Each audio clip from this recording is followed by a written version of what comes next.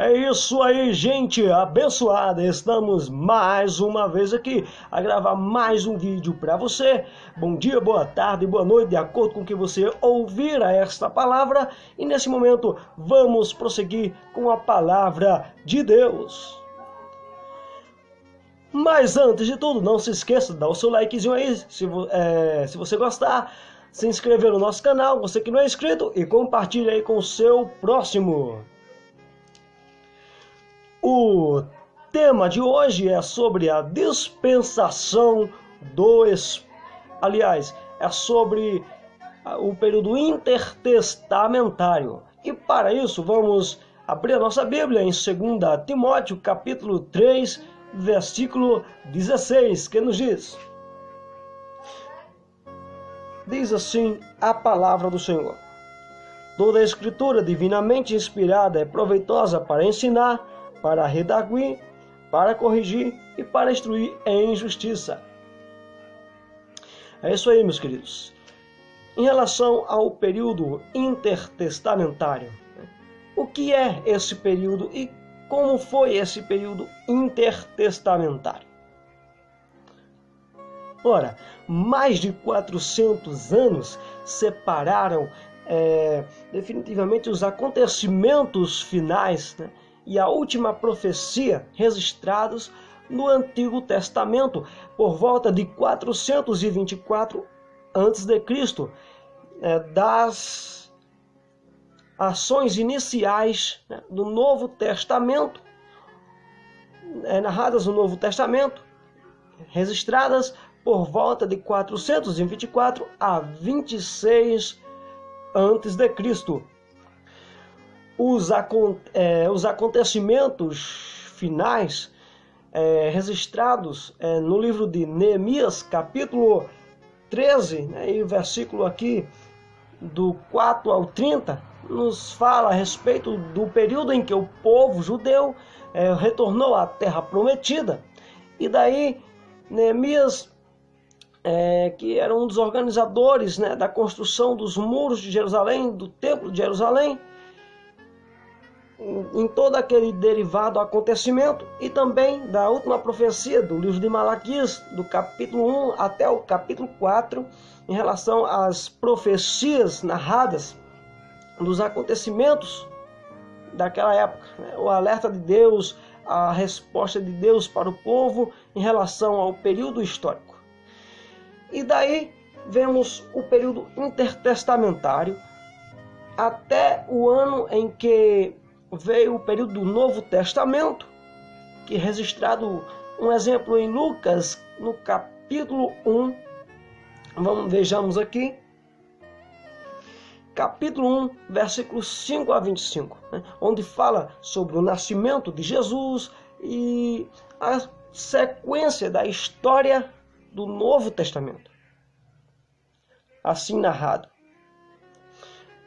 Como não houve nenhuma palavra profética de Deus durante esse tempo, esse período ficou conhecido como os 400 anos silenciosos.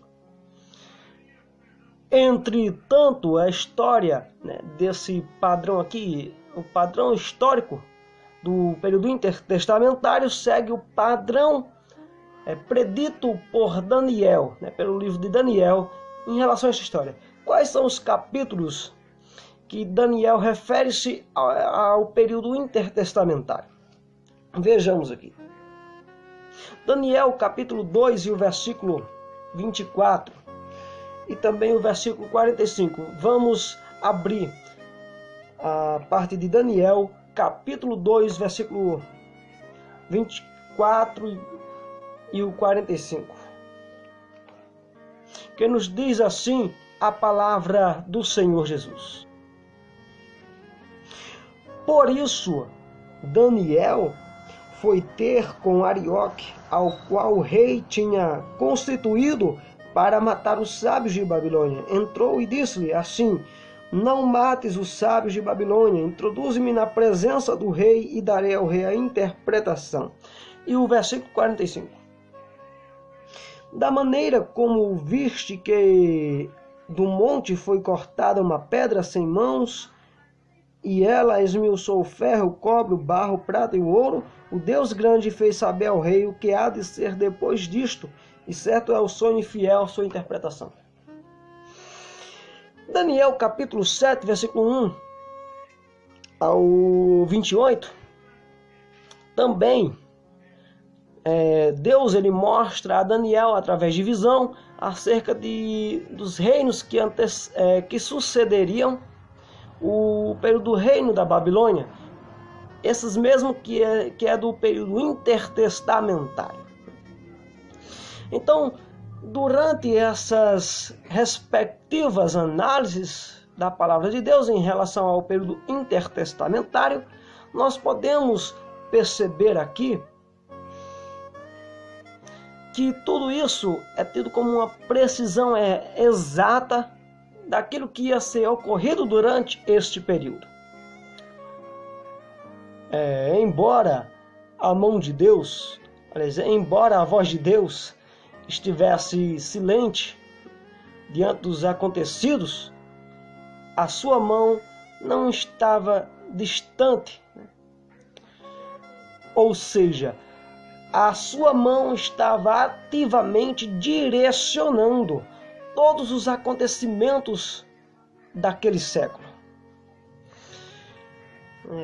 Como predito, pelo profeta Daniel, o controle das terras de Israel passou do império dos Medos e Persas para o da Grécia e depois para o de Roma, conforme Daniel capítulo 2, e o versículo 39 ao 40, e também o capítulo 7, versículos 5 e 7, que fala sobre as visões, as revelações dos quais haveriam de suceder esses impérios no período da história judaica.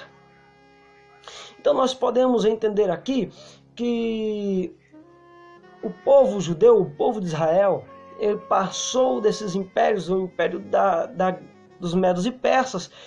Esse foi o império onde foi constituído por Deus para libertar o povo do exílio e levá-los de volta para a sua terra, a terra prometida, em que eles tiveram livremente o acesso de adorar a Deus ali e reconstruir o templo de Jerusalém, em Jerusalém. Depois, em sequência do Império Medo e Persa, que governou o império, que governou o povo judeu, o povo de Israel durante cerca de 200 anos por aí, eles deram essa total liberdade ao povo judeu, mais ou menos provavelmente no período de 539 a 332 antes de Cristo. Mas a história estava mudando, que depois do Império Medo e Persa, em 334 a 331 a.C., nós podemos entender que Alexandre o Grande, o rei, o imperador da Grécia, derrotou o rei persa Dario III em uma batalha de 3 sucessivas questões que emitem uma batalha decisiva. Daí o povo judeu passou a ser liderado, a ser governado pelo Império da Grécia. E isso se deu por volta de 332 a.C., conforme predito pelo profeta Daniel, no capítulo 8, versículos 5 a 7, e também no capítulo 11 e o versículo 3. Diante dessas questões. E esse Império Grego, depois que Alexandre o Grande, ele havia morrido, durante todo o percurso de sua vida, em 323 a.C., no qual ele havia morrido. Então agora havia um questionamento, né, onde os 3 ou 4 dos seus generais, onde assim, né, houve uma disputa em relação à divisão do território do Império da Grécia, onde houve-se uma disputa entre Ptolomeu I Sóter e também o qual foi o fundador, né, Ptolomeu, que foi o fundador dos Ptolomeus do Egito, os quais dominaram, né, eles estiveram no controle das terras de Israel, mas em frente houve um acordo assinado em 301, designando outro general, né, que era para a região do Seleuco, Nicator, né, que era outro império o qual fundou a dinastia dos Seleucidas, proveniente da Síria. E isso causou um contrito entre os Seleucidas e os Ptolomaicos. Em 198 a.C., Seleuco, um dos Seleucidas, né, o Antíoco III, o Grande, ele derrotou Ptolomeu V, onde passou a governar, a tomar conta do território dos judeus, do território judaico. A Judéia ficou agora pelo domínio dos Seleucidas. Foi em até 143 a.C., onde ficou com esse império. E durante essa guerra de império, depois surgiu Antíoco Epifânio, né, que alguns chamam de Antíoco IV Epífanes, né? Se cumprindo mais uma vez a palavra de Deus em Daniel, no capítulo 8, né, e também no capítulo 11, acerca desses impérios, provavelmente em 175 a 164 a.C. Esse foi um dos piores governadores, né, ou seja, imperadores que governou a terra de Israel. Ele proibiu o culto ao Senhor, né, a liberdade religiosa dos judeus, profanando o templo, acabando com as festas de sábado consagrado do povo judeu, não permitindo que os filhos judeus se